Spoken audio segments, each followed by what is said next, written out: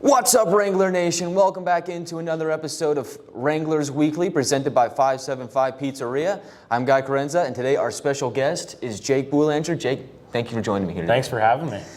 You guys came off a big weekend in Colorado. You scored a big goal on Friday to tie the game up at 3. Take me through that goal, what you saw on the play, and how you felt afterwards. Yeah, so it was just off a face-off, and then our center won it back. Mark got the puck, kind of played it to me, and I saw a guy coming at me, so I was thinking just get it off as quick as possible.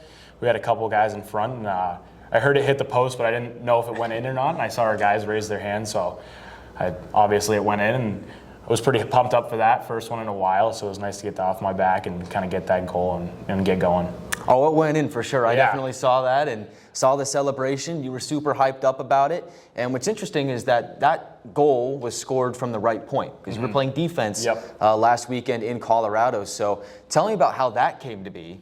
Moving from forward to defense and how it went for you. Yeah, so we had a couple guys out on Friday, and Coach asked me if I'd ever played D before. And I was like, yeah, I've played a little bit here and there. And when the lineup came out, I was at the right D spot. So I was a little nervous at first. Haven't played it in a while, but once I got out there, I got a little bit more comfortable. Obviously scored, which felt really good.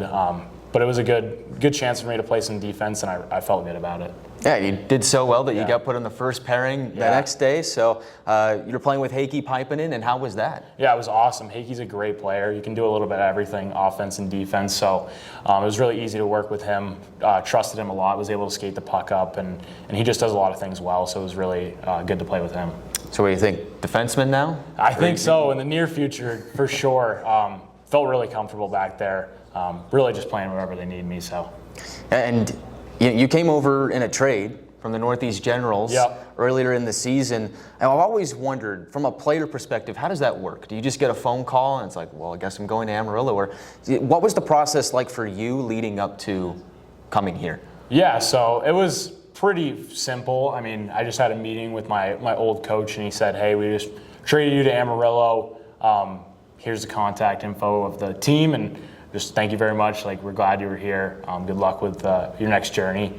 So it was pretty simple. Like, I know it was pretty hard, like, leaving because I had gotten pretty close with the guys there, but I knew it would be a good opportunity to come down here. Well, we loved having you here in Amarillo, and what's it been like for you? A little bit different from where you're from. You're from Vermont, and of course playing in the Northeast. A lot different down here. So, well, what have you come to like here down in Amarillo? The weather, for sure. I wasn't sad about missing out on the snow, and I know there's been a little bit down here, but the warmer weather is really nice. Also, the fans have been awesome, kind of coming into an environment where people just really love to come to games and show up and be excited to watch us play is awesome.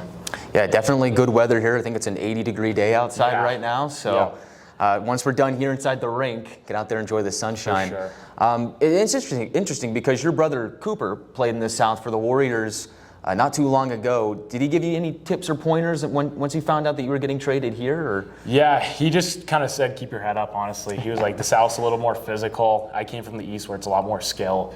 But he was like, you're going to love it. He loved it down here. He's like, the weather's awesome. There's quite a bit more to do. I mean, obviously, where I'm from, it's a small town, and here, like, it might not seem that big to many people, but to me, it's a lot bigger, and there's a lot to do. So I said I was going to enjoy it, and I really have. Well, that's awesome to hear. Yeah. And like I said, we're happy to have you. How did you get into hockey? Kind of just in my family, honestly. Started skating when I was 2 or 3. I was on skates in the house before that. My dad played, my grandpa played, like all his brothers played. So it was kind of just in the family. My brother played before me. So it's just kind of been second nature. Well, that's awesome to hear. And outside of hockey, what can we find you doing? What are some of your hobbies? Are you one of those guys that has like a hidden talent? Not really. I'm a big movie guy. Me and Ty Azadi love to just rip around movie quotes all the time. Most of the guys don't really get it. Like they're just wondering where we got it from because we just say random things a lot of the time. But I love to watch movies, be outside with the nice weather, just kind of sit outside and hang out. We went golfing the other day. I love to golf. We haven't gotten to go out too much down here, but when I'm home for the summer, I play 2 or 3 times a week. So that's fun. I like to do that. Who do you think is the best golfer on the team right now? Probably me. Yeah? No. I mean, you can give yourself that crown. I'm all right. I'm decent. There's nothing wrong with We played probably Cole Satterdalen. He was the best of the group. when we played the other day. So I've only been out with a couple guys, but he was the best one I saw. Gotcha. And favorite movie, favorite quote? Favorite movie, probably Good Will Hunting. That's probably my all-time favorite. And the scene where he asked the guy if he likes apples, because he got the girl's number. That was the best part of that movie. I've never seen that movie, so now I have to watch it. Watch it. Right at this moment, at the time of this recording, I don't get that reference. No, but, it's a good one. I'll watch it, I'll learn it, and then next broadcast, we'll drop that reference. How have things been here in Amarillo? We talked about the trade, but just with your billets and being with the team, the brotherhood of this team, as you guys try and make this push towards the playoffs, what's that been like for you, kind of as an outsider coming in?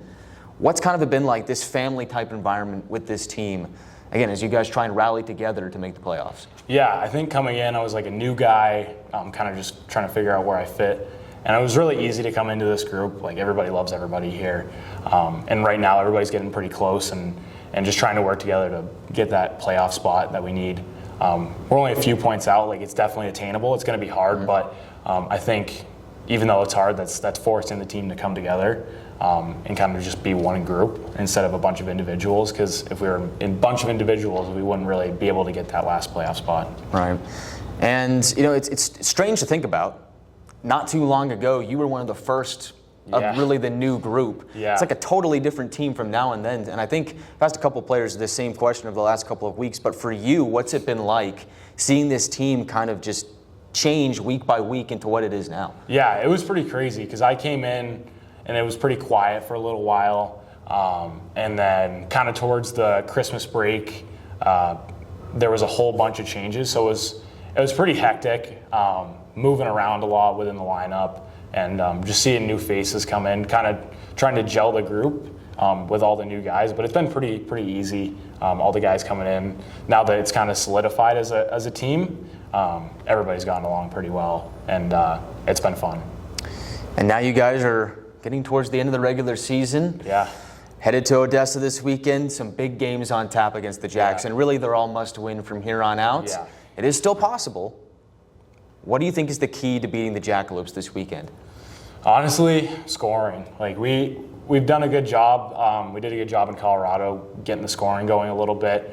But I think just getting that first goal and then moving on from there. I think when we score first, we do really well and trying not to come from behind all the time. But we have been really resilient. In Colorado, we came back twice, won the first one. But I think just getting that first goal and then trying to get more, just get shots on. I mean, in Colorado, we had 30-plus shots both games, which we haven't done a ton this year, and it really benefited us. So I think just getting the offense going and then staying structured in the D zone is going to be really important.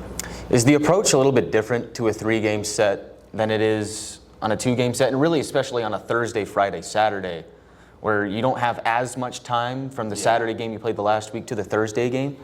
Yeah, I think it's hard because you want to conserve your energy and stay ready for all 3 games, but especially with these 3 being must-win, you kind of got to put your all into every game. So it's going to, Friday, you're all juiced up. It's the first one. You're going to see a pretty high-paced game. Once you get to Sunday, it might be a little slower pace, but you're going to still see that desperation from both sides, like both teams needing a win. So there'll be 3 really good games. It's going to be, I agree with you. It's going to be 3 really good games, must-watch games, so make sure you watch on NATV or listen in on our YouTube channel. Jake, thanks for joining me here today. It's been a pleasure. Best of luck this weekend in Odessa. That'll do it for this episode of Wranglers Weekly, presented by 575 Pizzeria. Follow us on our social media channels to stay up to date with all the latest news and promos. And I'm Guy Carenza saying so long, and see you next time.